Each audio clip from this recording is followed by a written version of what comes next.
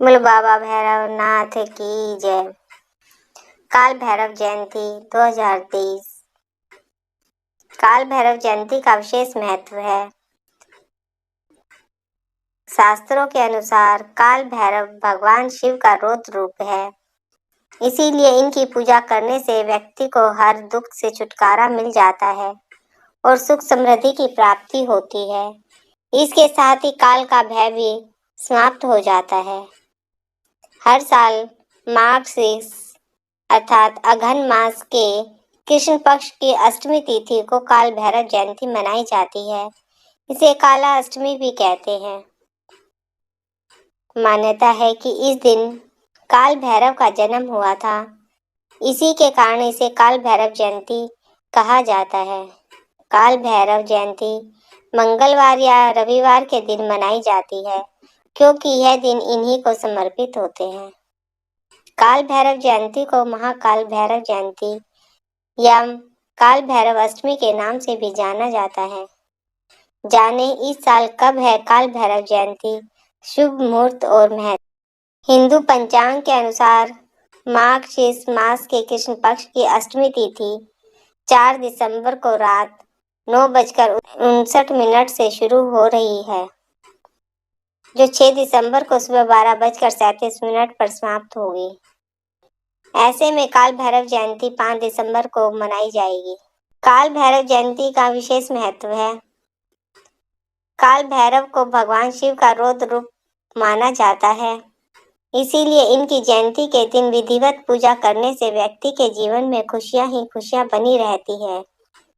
इसके साथ ही हर तरह के पापों से मुक्ति मिल जाती है। माना जाता है कि अगर जातक के ऊपर काल भैरव जी प्रसन्न हो जाएंगे तो वह नकारात्मक शक्तियों के अलावा ऊपरी बाधा और भूत प्रेत की जैसी समस्याएं नहीं होती। काल भैरव जन्म की कथा इस प्रकार है। पुराणों में काल भैरव के जन्म को लेकर बहुत ही रोचक कथा बताई गई है, जिसके अनुसार एक बार ब्रह्मा जी और विष्णु जी में इस बात पर बहस छिड़ गई कि कौन सर्वश्रेष्ठ है। दोनों में इस बात को लेकर विवाद होने लगा। विवाद इतना बढ़ गया कि दोनों आपस में युद्ध करने लगे कि कौन श्रेष्ठ है। इसके बाद सभी देवताओं ने वेद से पूछा तो उत्तर आया कि जिनके भीतर चराचर जगत, भूत, भविष्य और वर्तमान समाया हुआ है, वही सबसे श्रेष्ठ है, अर्थात भगवान शिव ही सर्वश्रेष्ठ है। वेद के मुख से यह बात सुनकर ब्रह्मा जी को बहुत गुस्सा आया और उन्होंने 5वें मुख से शिव के बारे में बहुत बुरा भला कहना शुरू कर दिया, जिसे सुनकर वे दुखी हो गए।